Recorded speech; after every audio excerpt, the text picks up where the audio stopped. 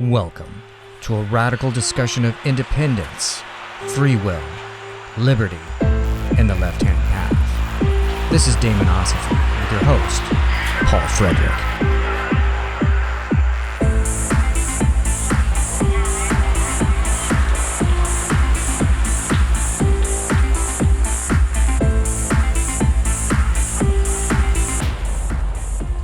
All right, welcome, friends and fellow daemons, to Saturnian sessions on Demonosophy, where we get real Saturnian with the deep, dark, groovy vibes on Saturday night. And tonight, my guest is Miss Venus Satanas. Hey, Venus. Hi there. Hi, how you doing? I am doing great. Awesome. Thank you for having me on your show, Paul. I appreciate it. Oh, yeah, absolutely. I'm so glad. I mean, I wanted to have you on the show since I met you in Portland last year. Yes. Or year before last, yeah. And you gave a great presentation there, and I picked up your Spiritual Satanist Prayer Book there. Yeah. So this is awesome. So I guess let's start with this. I like to ask everyone this: how did you find the left-hand path? Well, I think it was more of the left-hand path finding me. It was way back in 1992, and I used to spend a lot of time in the library, in the public library. I was doing research on art because I wanted to be an artist, so I started studying art books. So I was always hanging out in the reference section, and that's where I found a book on the Church of Satan. It was the Church of Satan, written by Blanche Barton and Anton LaVey. Mm-hmm. And it was from that book that I actually learned about Satanism, and this was back in the 90s, in the early 90s, when the Satanic Panic was just after its height. So, you know, I wasn't really aware of the Satanic Panic back then. So I kind of approached Satanism with fresh eyes, and to me, it was really an amazing experience because I had never read anything like it. And once I got into it, I felt like I was at home. You know, I felt so comfortable. Like I felt like this is my path. Uh-huh. This is who I am. So did you were you studying other things as well, like other occult, or did you look into other occult things or other spiritual systems or anything like that? Well, back then I was only 13, but I was lucky to not be raised in a Christian home. There's a lot of Satanists that come from a Christian background, but I didn't come from a Christian background. My grandparents who raised me and my brother, my grandmother was a spiritual person. She had books on astrology, and she taught me about aura reading and reading energy, and we talked about past lives and things like that. So I was always able to explore spirituality in my own way, and that's why when I found Satanism, I felt at home.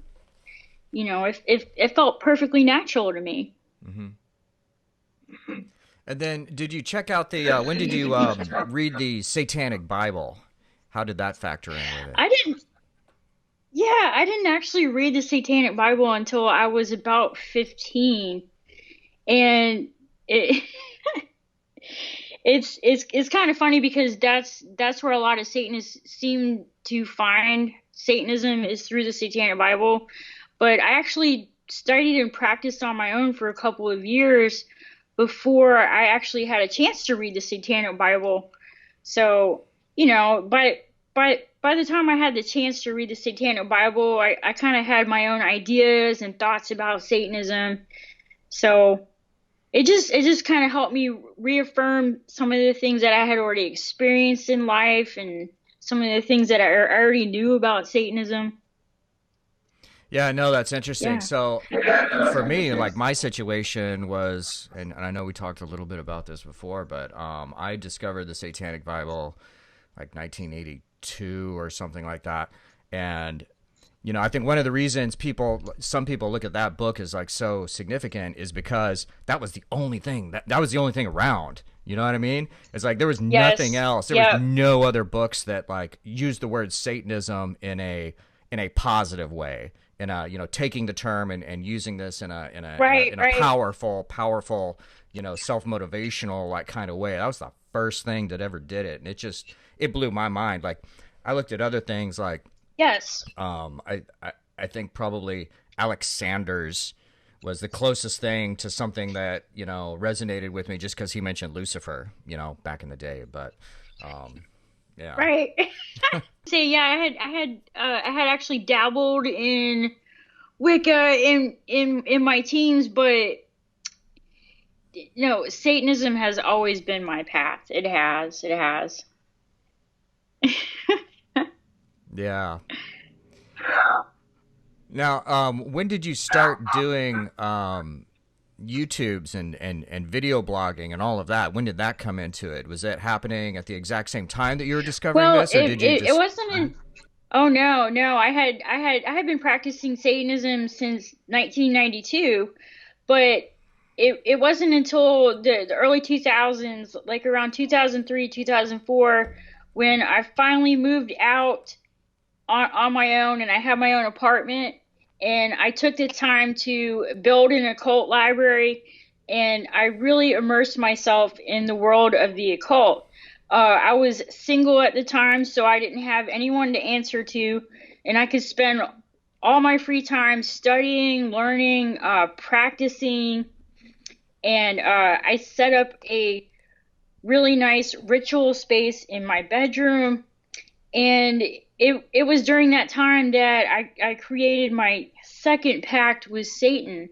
And then this was also during a time when the internet really started taking off, and people started writing blogs and websites, and the internet was more accessible for average people. So I decided to start writing about my path in Satanism. Mm-hmm. And then there really wasn't too many websites out there, but the one website that really influenced me was Diane Vera, and it showed me that there's more to Satanism than just Anton LaVey and atheistic Satanism. There are other Satanists out there that have a spiritual path or a religious path. So, you know, that was really inspiring for me. And it all started from there. That's when I created my website. But then I started doing the videos in 2007, and that really took off. It was just amazing to be able to put all this stuff on video too, and to talk with people about it, and to create something great out of it. Yeah, your videos that you've done have had like a definite impact. You know, we definitely see that. You know, that, you know, people have mentioned to me about how, you know, they discovered the left-hand path by you know, stumbling upon your videos. So I mean, you've definitely you know, had a great impact as far as that goes. Yeah, I think it's amazing. And you know, back when I first started doing the videos, there was hardly anyone on YouTube talking about Satanism. And I was among one of the first people to get out there and talk about it. And I always took it seriously. To me, it's always been a serious study. So, you know, that's what helped me to maintain for all of this time. You know, I don't get involved in the drama. I just get out there and talk about the things that people want to hear, you know? Yeah, no, it takes a lot of courage to do that. Yeah, definitely. Yeah, you're definitely counted amongst the satanic entrepreneurs, you know, in my book. Do you consider yourself a theistic Satanist? No, actually, I don't. I do feel that there's a difference between spiritual Satanism and theistic Satanism, and I'll go back to Diane Vera as an example. Diane Vera her ideas on theistic Satanism are based on a religious study of Satanism where everything revolves around rituals and really viewing Satan as a spiritual god or as a demon, and for me, Satanism has always been a little bit more free. I'm not bound by any religious ideas when it comes to Satanism, and I'm free to explore Satanism in any way that benefits me, So for me, Satanism has been more of a spiritual path than a religious path, I think. That's interesting. So your concept of Satan, so you're not an atheist though, are you? How do you feel about atheism? I think atheism is interesting. I've always had the thought that there are people out there who just don't have a spiritual kind of mind. Like they're not built to really understand spirituality, or it's just not something that is meant for everybody. So I have no problem with the atheistic side of Satanism. As a matter of fact, when I went on my trip to Salem just recently, I spent time at the Satanic Temple in Salem, and it was a really enlightening experience. I have atheistic friends, and even my husband, he's an atheist. So, it doesn't really bother me that much. Yeah. No, it's an interesting question. I think it's like one of the deep questions that's out there. It always like comes up, and as you know, I come from like the Setian perspective on things, and Setians often get called theistic, and then I have to say, well, it's not really the same. It's not really the same thing as theistic Satanism, because I see theistic Satanists out there, and they're very I don't know. It's just different. It's just a different sort of thing. And my worldview is, I think that there's something there. I think that there's a principle of isolate intelligence. I think there's a principle of consciousness, and I think that's like what a lot of the archetype of Satan has been wrapped up in over the years. And I also feel that, like, if you go back and look at the Satanic Bible. There's a lot of people nowadays who will say the Satanic Bible is atheist, and he talks about atheistic Satanism in there, but it's not really true. If you go back and read the actual stuff that he's talking about, he talks about the forces of darkness, and he criticizes Christian atheism as being like hypocritical or something. So he doesn't really say anywhere in the Satanic Bible that it's atheism. That whole thing came later and kind of got superimposed on it. But but I think my perspective is that there is powers of darkness, and there's something specifically about the principle of Satan or Set, or the Prince of Darkness, that has a connection with individual consciousness, because that's what the whole system is about. It always comes back to that, right? Yeah. Yes, it does. It does. And I always find that religion likes to give us the answers, but in spirituality, we're allowed to question that, and we're allowed to seek the questions that matter. It's a whole different philosophy. It's a whole different way of living. Yeah, it's a personal pursuit. Yes, that too. Because like all religions, all the major mass religions, right-hand path religions, monotheism, they're all based on force. They're based on forcing people to believe a certain thing. You have to believe a certain thing, or else we're gonna ostracize you, or we're gonna punish you, or something like that. And Satanism and the left-hand path is all about, well, I as an individual, I'm going to pursue the search for truth, the search for, having control of my life. Right. It's more about finding a personal truth. Definitely. So tell me about the Spiritual Satanist Prayer Book. I have a copy of it, and and I like this. My only regret, I got this from you in Portland, but I Yes. realized I didn't get you to sign it. I really kind of fucked up there. But so tell me about the book. How did you come to write this? Well, I've been writing about Satanism for a long time, but I never really sat down and really thought about putting everything into a book until back in 2018. And for me, like I was just never really satisfied with the range of books on Satanism that are available today. There's books on Satanism. They're either the Satanic Bible or copies of the Satanic Bible, or it's books that are put out by satanic groups, and it only deals with their specific philosophy. And so I wanted to create something that would appeal to a broad variety of Satanists. And uh, the most popular page on my website is my prayers for Satan. That's something that people really want to do. They want to be able to connect with Satan in a spiritual way. And I think prayer or meditation is a really good way to be able to do that. And at the time, there were no books written on prayers for Satan. So I set about putting together this book based on the four different demons that I've worked with for years: Satan, Lucifer, Belial, and Lilith. And it just combines everything into one.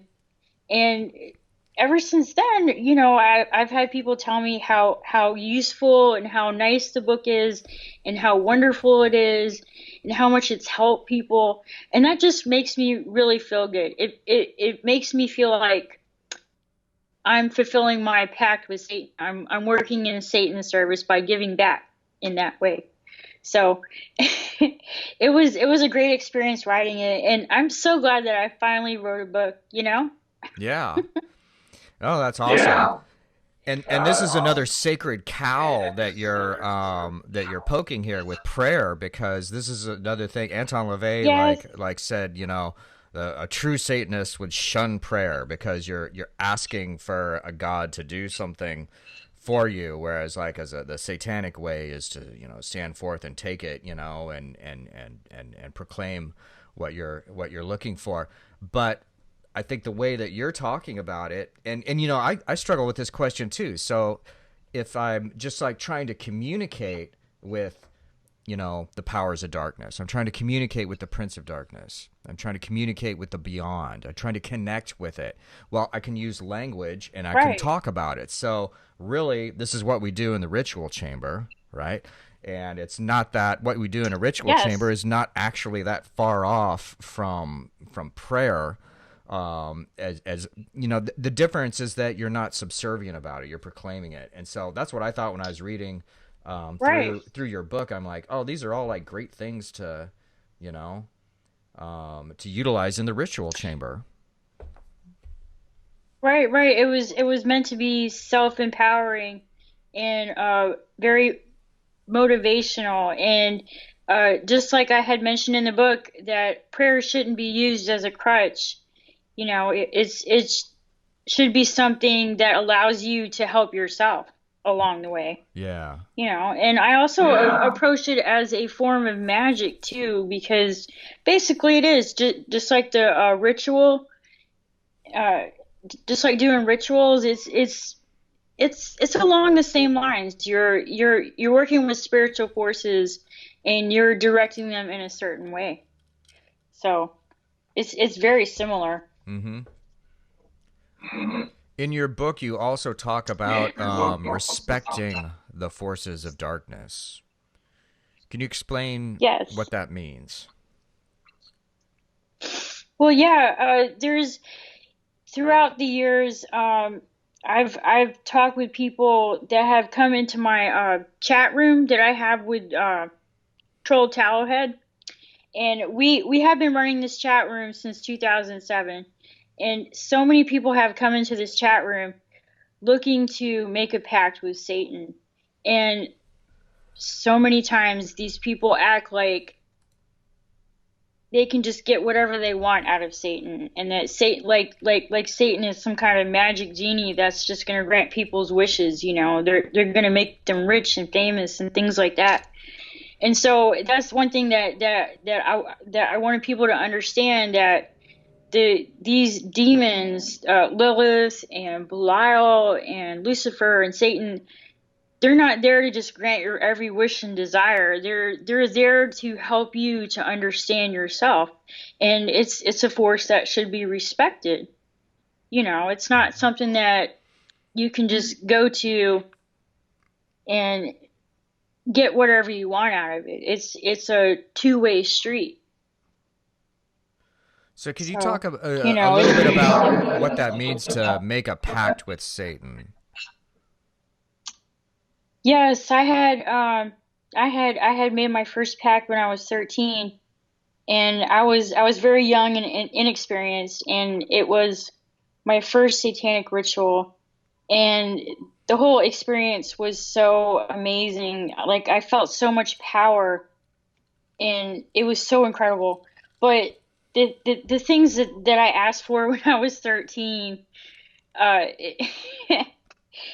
you know, I had to learn through experience that throughout time, that by the time I made my second pact, I was able to approach it with a little bit more sensibility. So my second pact, that's the one that I made in 2004, just before I started writing about Satanism. I decided to work with Satan as a friend and as an ally, and to walk beside Satan. Not to walk behind him or above him, but to walk beside him. So for me, making a pact is an agreement to work along with the force of Satan. And the whole idea of a pact, of course, comes from Christian teachings where they say that people have made a deal with the devil and they have sold their soul to the devil, in order to get something in return, like riches or fame or anything like that. And then, of course, in the end, in all of these stories, the devil ends up tricking them and taking their soul back. And yeah, no.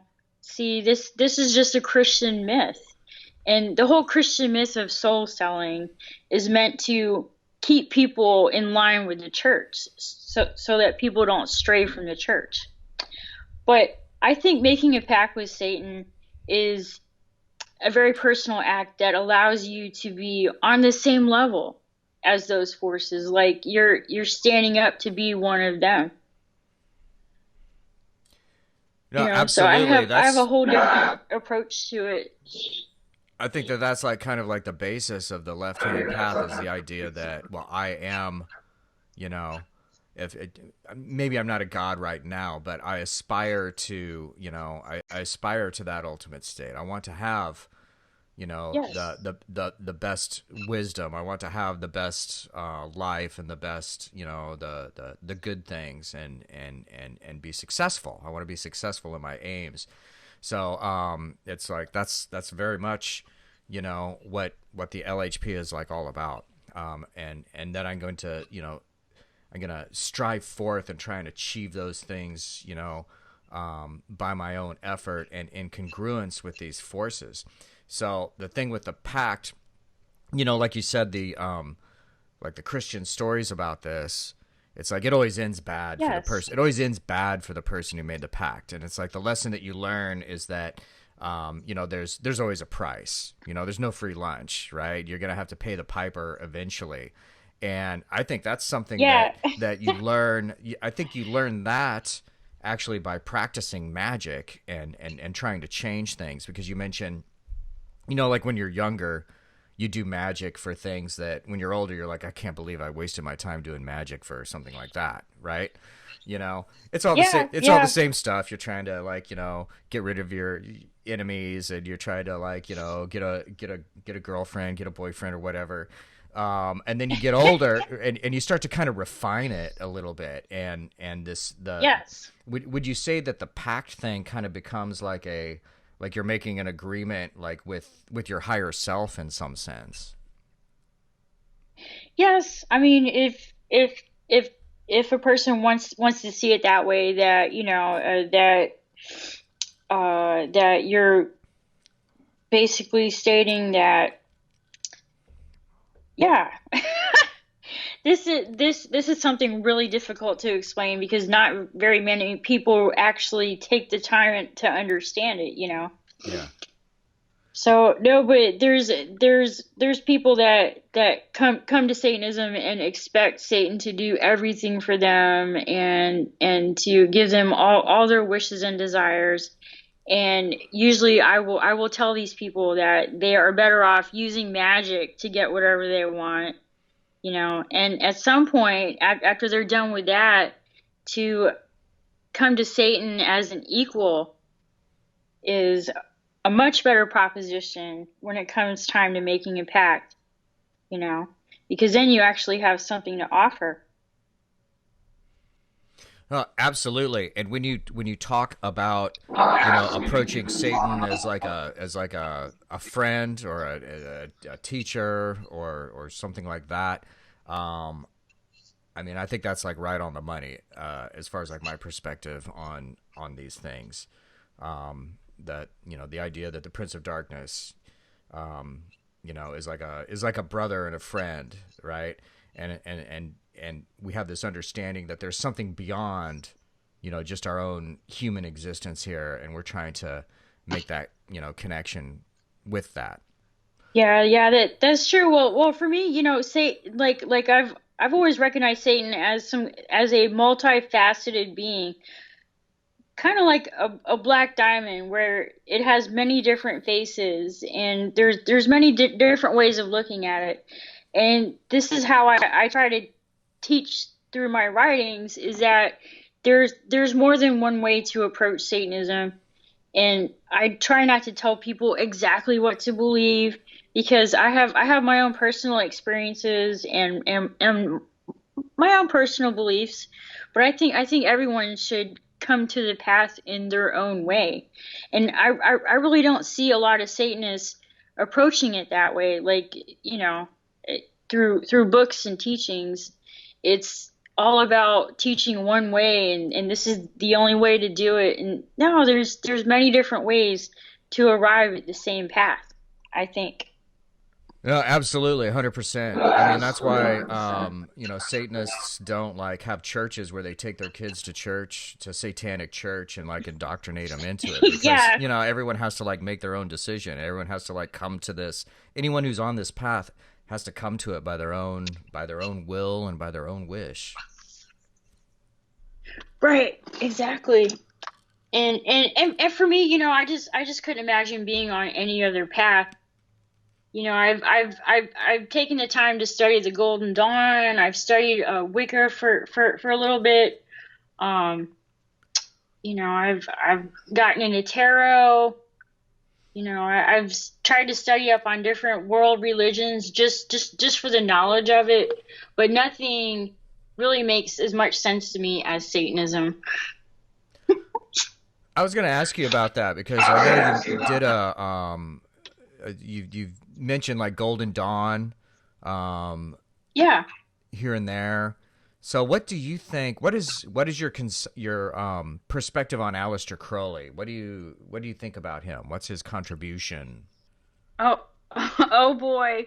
Well, personally, like I've never really been a big fan of Crowley, and I have taken the time to study his history and to study the various things that he's contributed to the occult. But just the way he lived his personal life, and I'm not sure whether it was because of the drugs or just the environment of the time, but this guy was off the chain. He was amazing, but at the same time he was just a terrible human being, so I don't really idolize him like some people do. But I think Crowley had a major influence on the way we understand Western occultism today.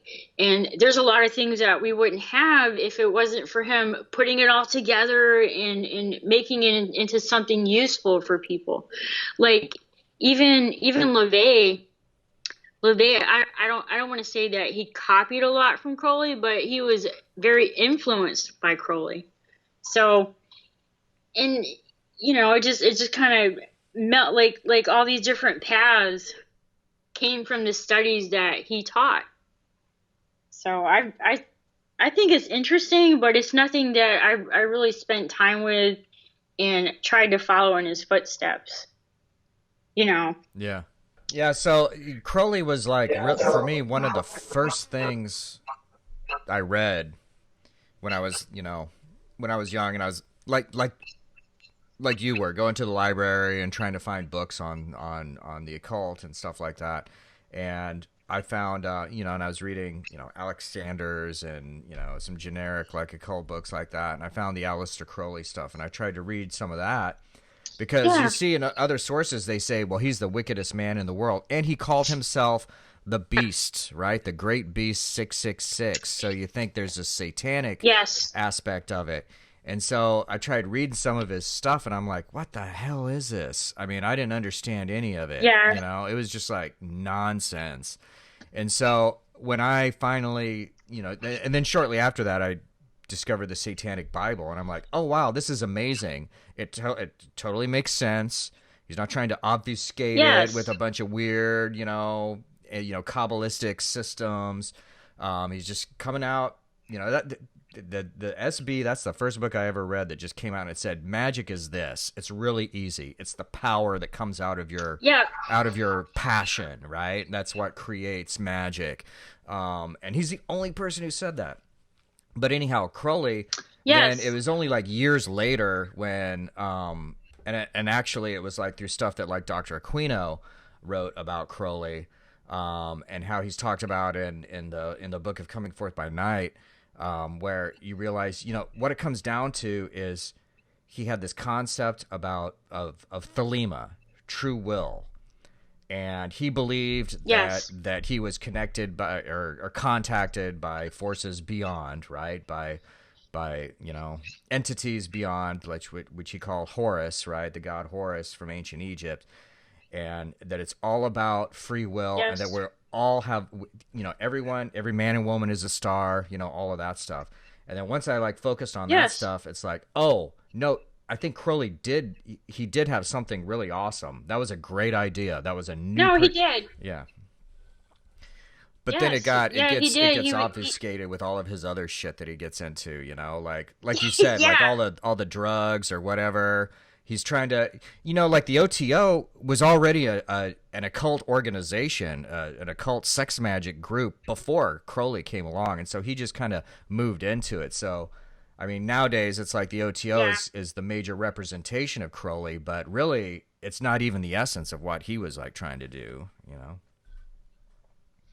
Yes, and it doesn't really matter how much a person studies about Crowley and how many rituals they do and how many times they try to walk in his footsteps. They will never have the same experiences that he had, and in a way, yes, the man was an occult genius, but there's a lot of things that we wouldn't have in the occult in Western occultism without him, without all the work that he did. So yeah.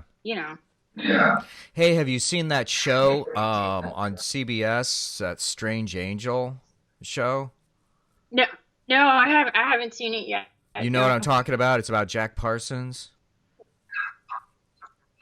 No. Is it wasn't Parsons an occultist? Yeah. Jack Parsons is the guy who discovered rocket fuel and started Jet Propulsion Laboratories, and basically the whole American space program grew out of what Jack Parsons did. Oh. But he was a disciple of Crowley, and he ran one of the first. He was in one of the first OTO lodges in California, and he was totally a Thelemite. He totally believed in do what thou wilt shall be the whole of the law and all of that. And so, I mean, he's an interesting guy, but and the reason I brought this up, they're making a show there's a series about him. It's like the second season. I think the second season just ended, and they're going to do a third season of it. And so what does that say about the world that we live in now, that they're making television shows about Crowley? I think it's absolutely amazing, that and also the documentary for the Satanic Temple.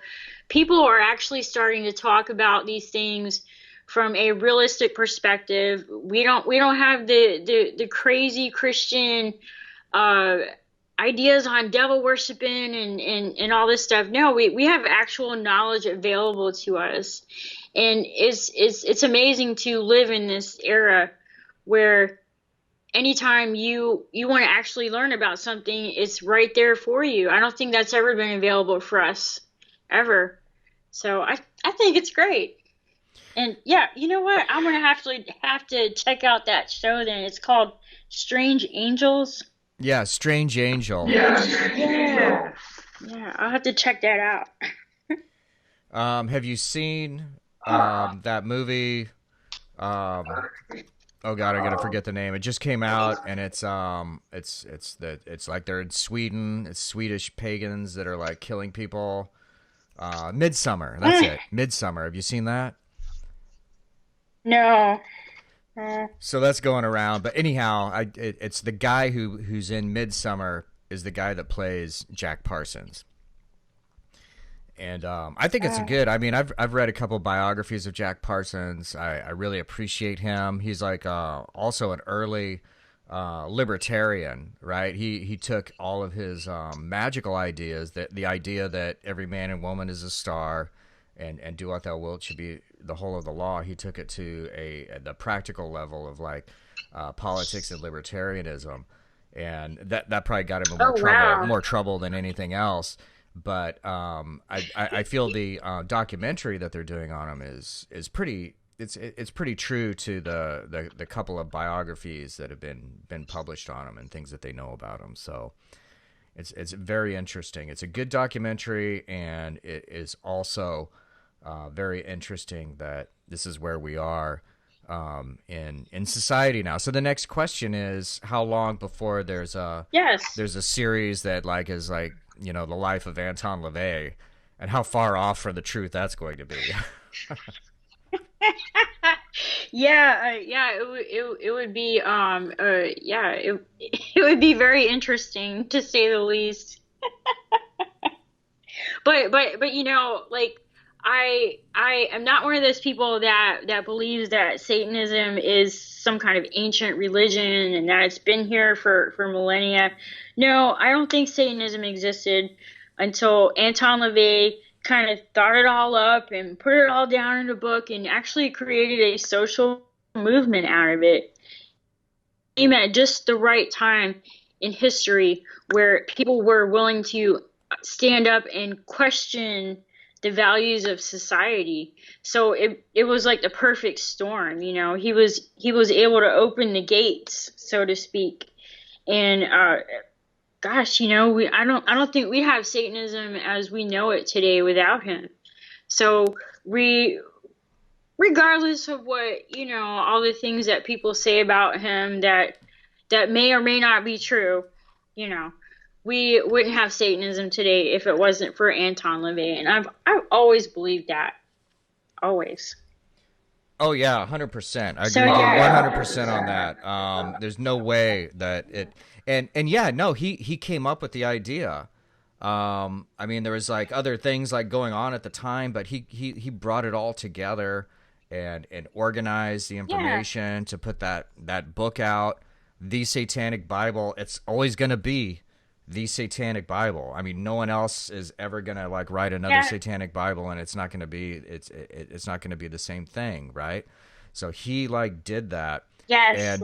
And I mean, yeah, no, it's based on, you know, it's probably more based on Rosemary's Baby than it is, you know, any other like ancient stuff, right? It's like it was a thing with 60s movies. There was a trend of like making movies about devil worshippers who wear black robes, you know, and get together on the weekends and stuff. And it's like, I don't think there's any historical basis for any of that except maybe the French, the French Masons did like satanic rituals or something in the 1700s. But no, there's nothing, there wasn't anything going on.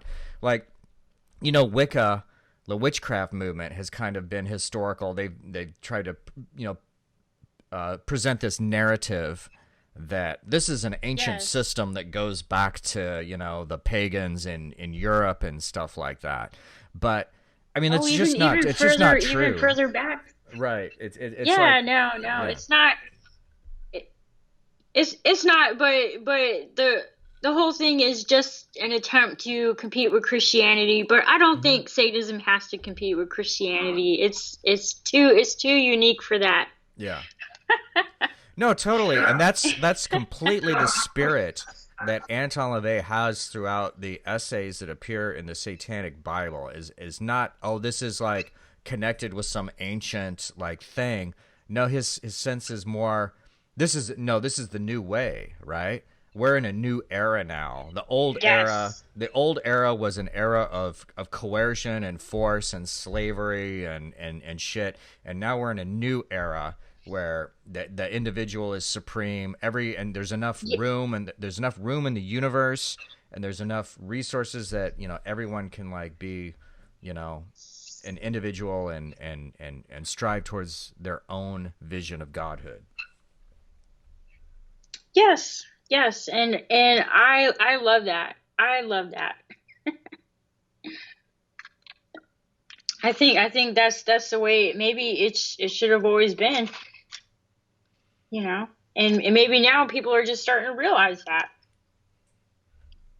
Yeah, my personal thought is that monotheism arose, and I think there's archaeological and anthropological evidence for this, that monotheism rose somewhere around the same time as like the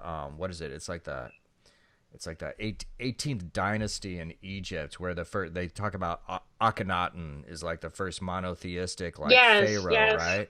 And he brought in like monotheism, and at the same time, state control, the concept of like there's like a king or a pharaoh that dominates everything.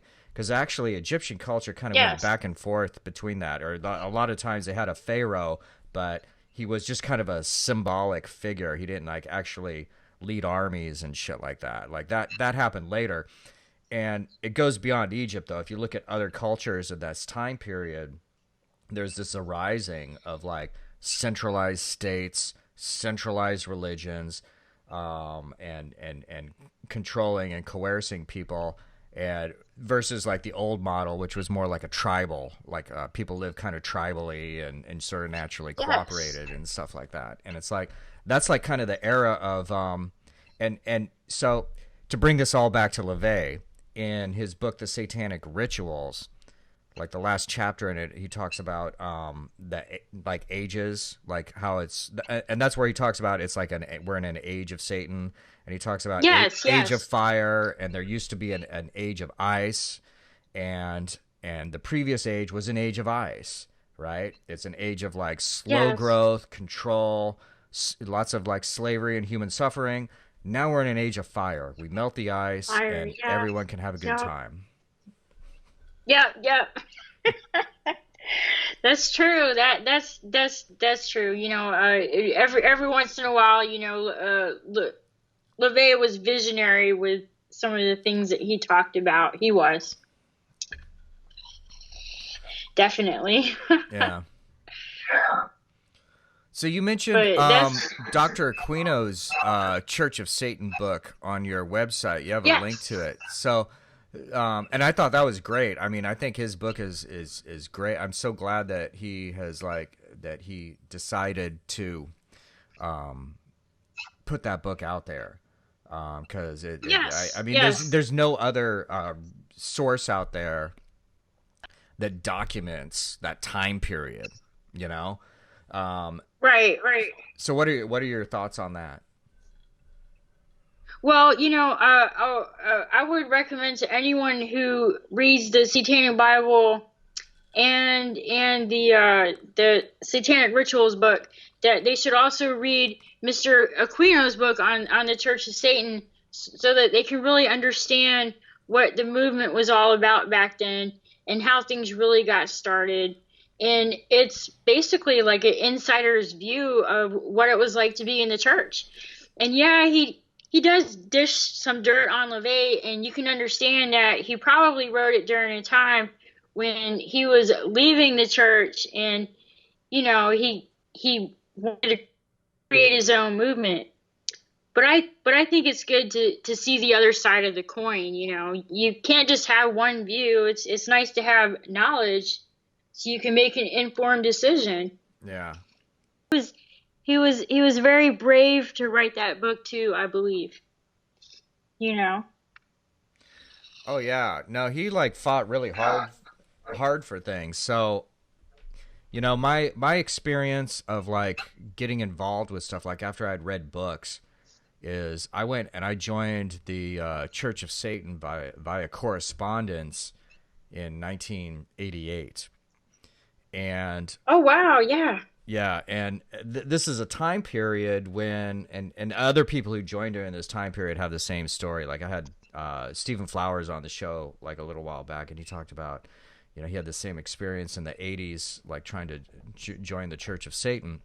And what happened is nothing happened, right? You sent them money and you got a card and that was it, and then you never heard from anyone ever again. And they were going through right. They were going through their own stuff at the time, whatnot. But this led me to, because I'd gone and joined the Church of Satan living as a kid in the Midwest. Like I didn't know anyone else who was into this stuff, right?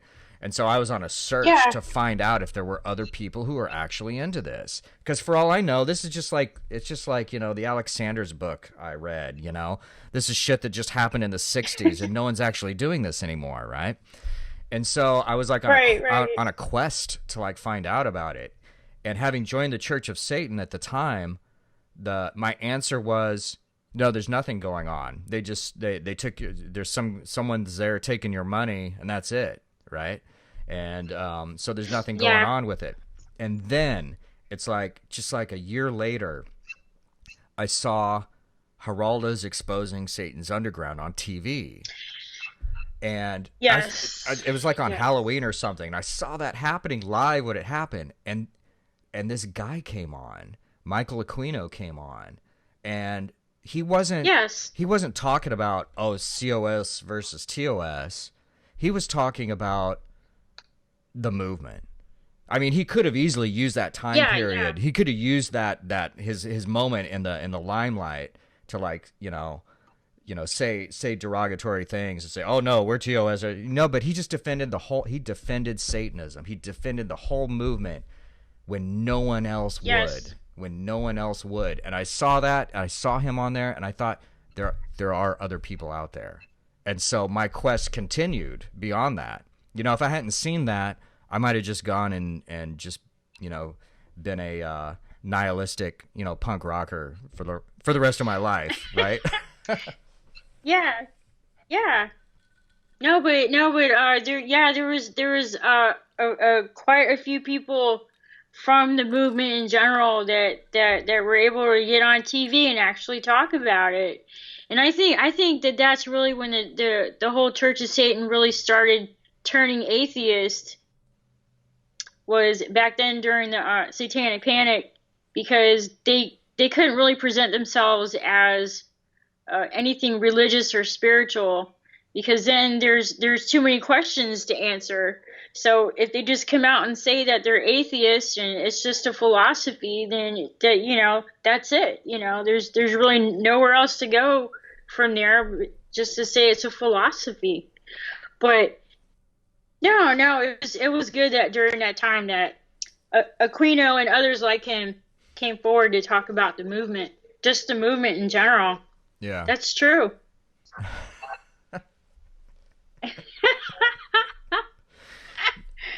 No, you said so that time period is like when the atheism like stuff started to arise, and I agree. I feel like that's a time Yes. when that atheism thing started to arise, and I understand if someone's at a point. I understand being at a point where you're like, I don't believe in anything. I feel like that sometimes, you know, but Yeah. I have the freedom to like move back and forth, Sometimes, Yes. sometimes the universe looks like there is a Prince of Darkness out there, and sometimes it looks like, well, maybe the Prince of Darkness is just a metaphor for myself, And I have the freedom to like move back and forth in how I perceive the universe and how I do things. And so it's for me, I could never come out and say I'm an atheist, because what that means is that you're stating you don't see a possibility for anything else until you're proved scientifically of this, right? So, I think you need to leave, Yes. and this is just kind of my personal approach, to life, the universe, and everything, is I need to leave a little bit of room for like the mystery of it, Yes. yeah. Yes. There's always that room for mystery, and I feel kind of bad for people who don't even want to explore it, but that's just the way it is. There's some of us that want to ask the questions, and then there's others of us who are perfectly content just leaving things the way they are. But I've never been one of those people. I'm just like you. Like I want to get out there and understand life and understand myself, and that's what the path of Satanism has been for me. So I saw some of your wildlife art. Oh, you did? Oh, I great. did. Yeah. No, it's really good. You got a really good bald eagle and a really good Yes. tiger. So tell me about Yes. that. So tell me about your art. Yes. I started drawing way back in 1992, and I was at first inspired by video games and comic books, and at the time I was really into the whole Conan comic book series and everything like that. So I started drawing like D&D pictures and dragons and warriors and stuff like that. And then it was about, I'd say it was about like in 1997, 1998 that I started drawing portraits. And I actually was able to get good enough where I was able to set up on the street in St. Augustine, Florida, where they had tourists. And I was doing live sketch portraits for the tourists. And during that time, I built up a portfolio of wildlife art. Most of it was in colored pencil, but I also had a few that were in charcoal or also graphite pencil and pastel. And art is just something that's always interested me. So I actually spent a few years selling prints of my wildlife art and doing portraits for the tourists on the street. That was my first job, which is Wow. pretty amazing. There's people that can say that their first job was to be an artist, but I've always been the kind of person to take chances and just get out there and kind of do my own thing. Yeah, yeah, I was able to do the street art until about 2001, and then that's when the city of St. Augustine decided that they didn't want any street entertainers, they didn't want any jugglers or people playing guitar or artists selling their work on the street, which is really sad because there was a community of artists and performers out there. These are people that I work with every day, and we all had great times dealing with the tourists and selling our artwork or playing the music. And yeah, it was sad. It was sad. And I think it was the shops out there that didn't want they didn't want the competition. So yeah, it was sad. This was up in St. Augustine, Florida. It's an old town where years ago, like in the 1600s, when the Spanish came and settled the area, and they had built a big fort. And basically nowadays it's turned into a tourist town where people come to go see the historical sites and things like that. And you know, Hmm. they have a downtown area where it's where cars can't drive through it, and it's people that just walk down this entire length of the street called St. George Street, and that's where the artists used to set up. Back then, it was a lot of fun. So I still have my portfolio. I don't really plan on doing anything with it, but I'm still creating artwork now. It's just in a different form.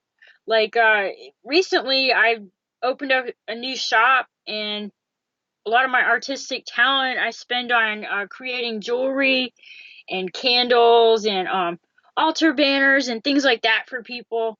So I'm still doing my artwork. I'm just doing it in a different form. Yeah, I definitely appreciate that. And thank you for giving me a chance to talk with you. I've been wanting to talk with you since we first met up in Portland, where we didn't really have much time to talk.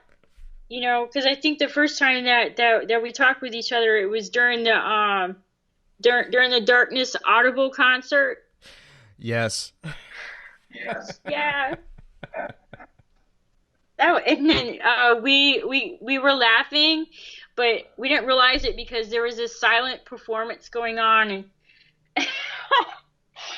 oh geez. But I had so much fun in Portland. It was so amazing to be in the same room with so many different people of the left-hand path. I was just blown away. I was blown away. Oh yeah, no, it was awesome. Jeremy Crow and Yeah. Susan Cole and Yes. yeah, who else was there? There was like so many like cool people there. It was just a great experience. I loved it. It was, and honestly, I was not prepared, because when I got there, I realized that there was a lot more women. Like, I didn't expect to see so many women there. Mm-hmm. Like Satanism, I guess, has always kind of appealed to the male side. So to me, it was just amazing, and honestly, yeah, I was just blown away. And I hope someday we have a chance to do it again. Yeah, me too. I'm hoping they do. They'll probably do another one at some point. And so it's great. I mean, that's another interesting thing that's going on during this time period. Yeah. That we're living in is yes. These left-hand path, like, conferences, events are like going on, and that's great. I mean, I spent years like going to music festivals and stuff like that, and I was in a couple bands I was in that would tour, and we'd go to festivals and stuff, and I'd find left-hand path people there as a result of like being there, and they'd like come into this. But now it's like these things are like going on, and it's like bigger. Yes, it's bigger. It's a sign of something bigger. I think it's a sign of like how things are evolving in a certain direction. Like, I think it's really sad what you were mentioning about how like street artists are being like, it's not being allowed anymore. And, in the area where you're at, and that's just a general trend. Like when I grew up, as a kid, there's all kinds of stuff off the radar going on, right? There's like, underground. Yeah. Any like show or music thing that I ever went to was like underground and off the radar. And nowadays, everything is like managed, right? It's like all the shows are like managed through, major like, House of Blues and stuff like that, like, controls everything. Yeah. Yeah. And it's like the left-hand path stuff, that's like, it's still kind of off the radar. And I hope it stays like that. I hope it doesn't get sucked up and mainstreamed and lameified like everything else. Well, it's there. Well, see, with the whole Temple of Satan, they're helping to raise people's consciousness and awareness about Satanism in a good way, and that's a good thing. But that goes back to the point that you were talking about, that the more exposure it gets, like the less underground it's going to be. But I don't think we have to worry about that for a long time, because really Satanism in the left-hand path it's not for everyone. It's not, which is a good thing. You make such a good point there. You make such a good point, because that is like what, it's like there's this idea that, Satanism, the left-hand path, is for the few. And if it becomes huge, like if everyone is into it, does it necessarily have to lose all the things that made it great in the beginning, right?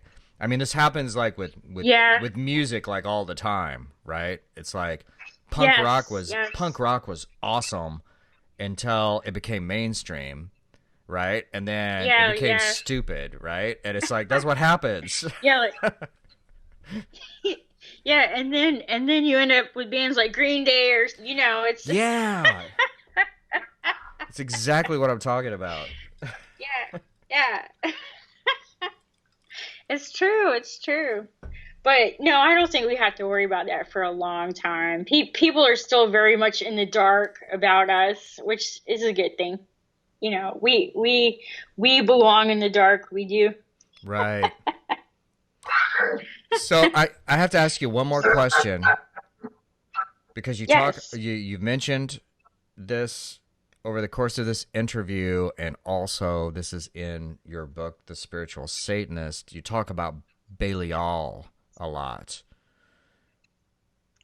Yes. Could you tell me what is your perspective on Belial? How do you understand this force? Well, I actually first started working with Belial years ago when I was into summoning, and prior to that, I had spent a couple of years learning about elemental magic and learning how to use divination and everything like that, so that by the time I was able to get into summoning, I was coming into it with some knowledge and some abilities of my own. So Belial was one of the first beings that I was able to really reach out to and connect with. And the whole experience really took me through a gateway. And that's really what Belial was kind of represented as, is a gateway between spirit and matter. Like we have like, for me, this is how I see it, that Satan represents the earth, of course, but then we have Lucifer for the air and Lilith for the water, but then we have the fire. That's Belial. It's the space between matter and spirit. There's that gateway. So I think it's a useful tool in the whole system that I have for myself set up. And I'm hoping other people find it useful too. I mean, there really isn't a whole lot that there really isn't a whole lot of knowledge or writing about this demon, and I think it's something that's definitely worth looking into. It's definitely worth experiencing and studying, and on your own what it's about. But for me, Belial always represented the space between matter and spirit, like a gateway. Very interesting stuff, and I mean that's kind of my take on Belial. Belial has something to do with matter. It's a master of the earth, and how that's like presented, in the Satanic Bible. I mean, he has a very prominent role in the Satanic Bible. Satan, Lucifer, Belial, and Leviathan. And to me, it's like I always think about the body. That's the direction I've gone with Belial, is like how we have a connection with our physical presence, the body, how we connect with ourselves physically. Well, it's always good to have representations in a system, because it gives and it gives you focus, and it gives you different avenues that you can use to learn. So, So what about this? What about Venus? Where does that come from? Well, when I was 23, 24, and this was back in 2004, and I had my own apartment, and I had my occult library set up, and I was like full time into the occult, you know. I decided to take a magical name, and I noticed that there was this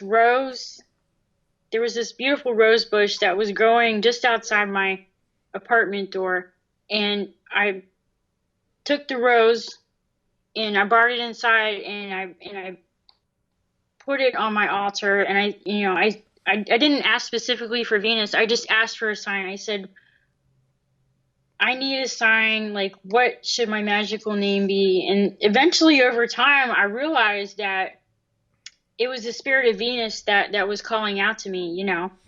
And it wasn't very long after that I actually met a friend at work who was a longtime devotee of Venus. So all of a sudden I had this goddess in my life, and I never really was into a goddess. So there's a part of my studies and practices that ever since then I've kind of devoted to Venus, you know. And for me it's become who I am. It's my magical name. There's Venus and there's Satan, you know. So I took it on as a magical name, but I'm also very interested in the Greek and Roman gods and the stories and legends of Venus and what she's done for me as a goddess. You know, it's all been a very big part of my life. That's awesome. So do you know about the Luciferian connections with Venus? Oh yes. You know, back in the Roman times, from what I know, the Romans thought that Venus and Lucifer were two different beings, but they shared the same star. You know, they didn't realize that, you know, it's a planet. The planet Venus and the star Lucifer was actually just one. So personally, I like to see that, you know, there's the feminine aspect of this being, and then there's the male aspect through Lucifer. You know, it's really interesting.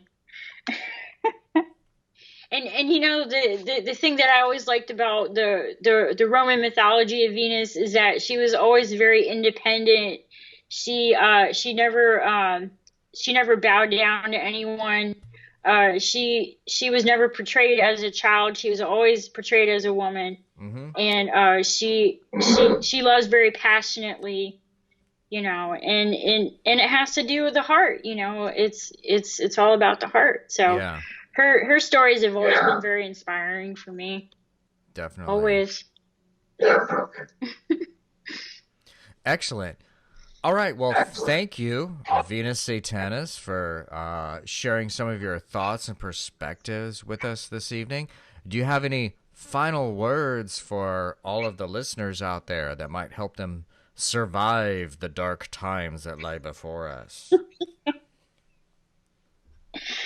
Yes, I would like to share with everyone my personal magic saying, and I think it's something that can help everyone. If you just think about these 3 words, you can have anything in life. I am, I will, I create. And that's it. Wow. And also, Paul, I want to thank you for this opportunity. This has been a great opportunity. You know, we've been meaning to get together for a while, but yeah, thank you so much. No, hey, thank you. I really appreciate it. I appreciate your spending the time with us. I appreciate that you like wrote this book, and you know, I appreciate that you spent all this time over the years like creating all these videos out there that are on YouTube. So we're gonna put links for all of your stuff and your website, spiritualsatanist.com, on the show notes for this, and come back again soon. Thank you, Paul. All right. Hail Satan. Hail Satan.